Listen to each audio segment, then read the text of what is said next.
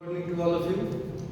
This is Akhilesh sir from JDS की जगह सीतामढ़ी. बस बढ़िया. नेक्स्ट है हमारा चैप्टर 5 है. सॉरी चैप्टर 5 नहीं, क्लास 5 है. चैप्टर 9 है सॉइल इरोजन एंड कंजर्वेशन. इस चैप्टर में हमने आपको सॉइल हमारा खत्म हो चुका था, फॉर्मेशन ऑफ सॉइल भी ये भी हो चुका था, लेयर्स ऑफ सॉइल ये भी हो चुका था, सॉइल इरोजन ये भी हो चुका था. नेक्स्ट टॉपिक बचता है एजेंट्स ऑफ सॉइल इरोजन.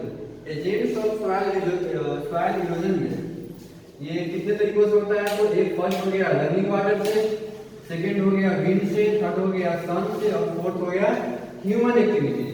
और ह्यूमन एक्टिविटीज में भी दो तरह से होते हैं. एक हो गया डिफॉरेस्टेशन से और सेकंड हो गया ओवर ग्रेजिंग से.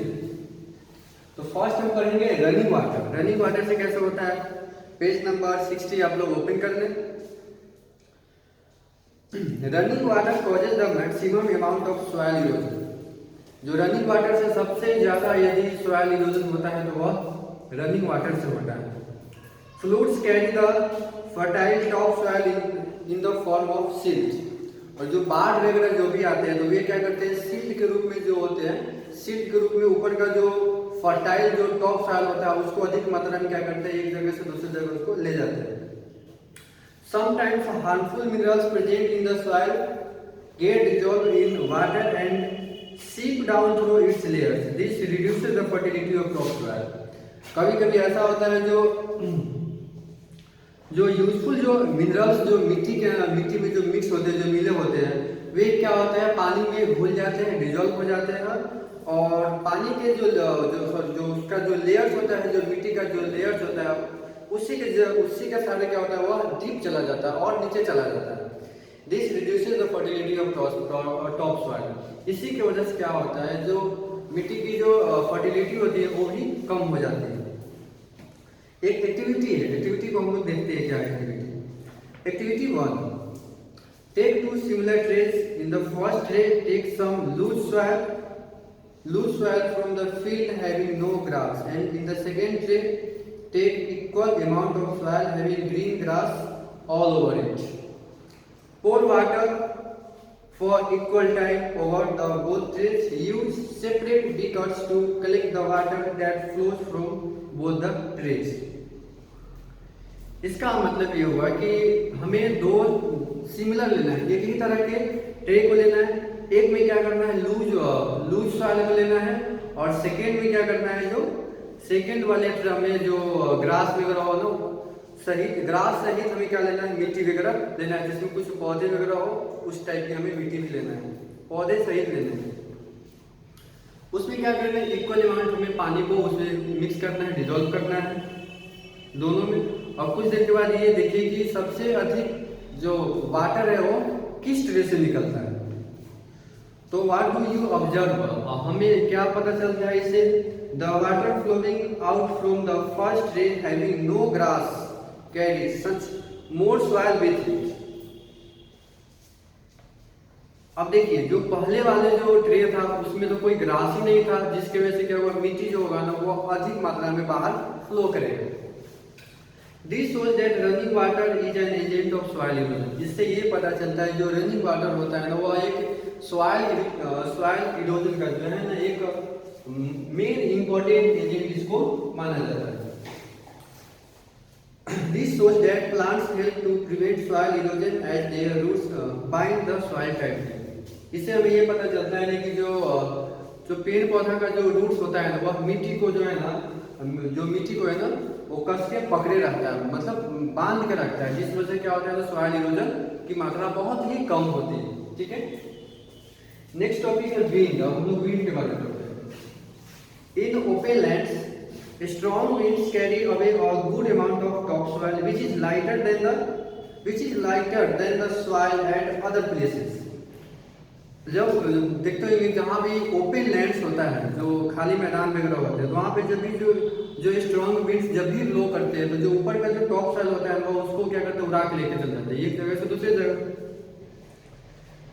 When this fertile layer of soil is taken away, new plants cannot grow well. जब ऊपर का जब भी टॉप सॉइल जब एक जगह से दूसरी जगह चला जाएगा, ठीक है, वहाँ पे जो न्यू जो प्लांट्स होगा तो वो अच्छा से ग्रो नहीं करेगा, क्योंकि जो फर्टिलिटी थी मिट्टी के अंदर, वह मिट्टी सही कहीं दूसरी जगह चला जाता है।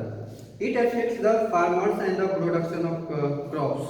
इससे क्या होता है, किसानों को भी नुकसान पहुंचता है और जो क्रॉप्स होता है उसको भी नुकसान पहुंचता है, क्योंकि नुकसान क्रॉप्स को इस मायने में पहुंचे है कि जो प्रोडक्शन होगा, जो फसल होना चाहिए वो ज़्यादा फसल नहीं हो पाएगा, बहुत ही कम होगा। तो ये हमारा मेन भी कवर हो गया। नेक्स्ट है sun. The excessive heat of sun evaporates the moisture of the sun and makes it dry. अब जो सूर्य की जो हीट ऑफ द सन होता है, हीट ऑफ सन, ये जो अत्यधिक मात्रा में ज्यादा पड़ेगा, एक्सेसिव,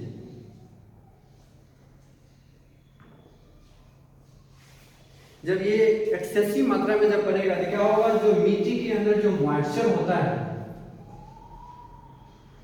जो मिट्टी के अंदर जो मॉइस्चर होगा उसको क्या करेगा, ड्राई कर देता है। जब ड्राई करेगा तो मिट्टी पूरी तरह से सूख जाती है।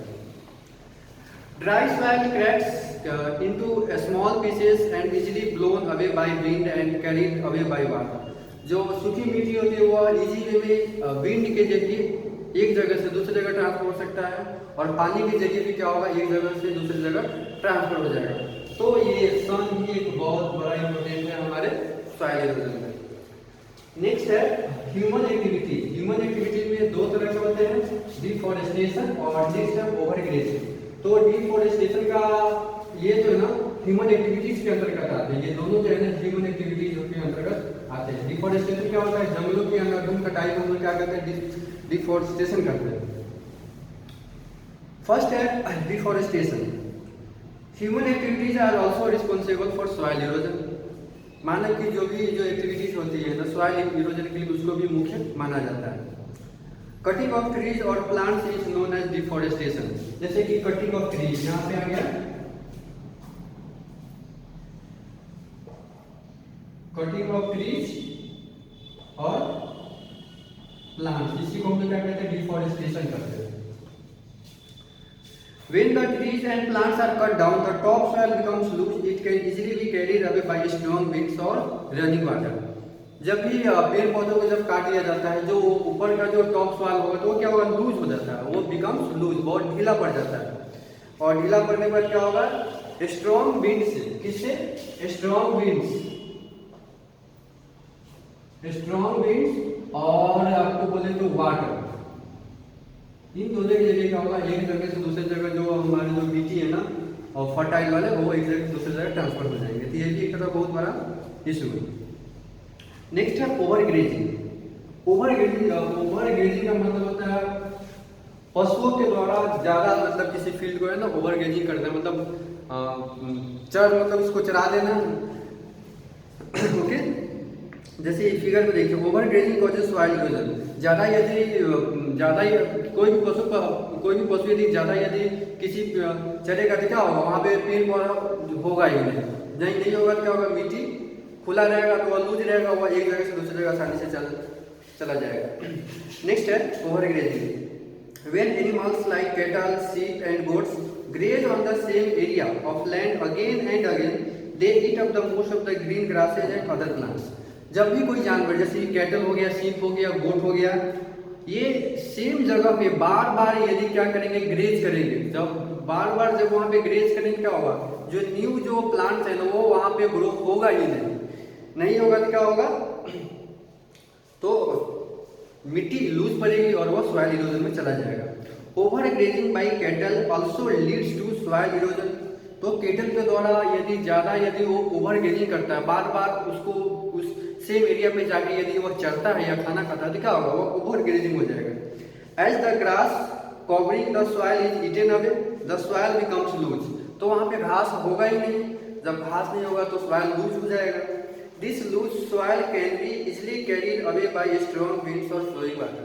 फिर यही जो लूज सॉइल है ना, एक जगह से दूसरी जगह इनके कौन सा स्ट्रॉन्ग विंड और वाटर के जरिए क्या होगा, एक जगह से दूसरी जगह चला जाएगा। तो ये भी क्या होगा, तो हमारे कौन सा ये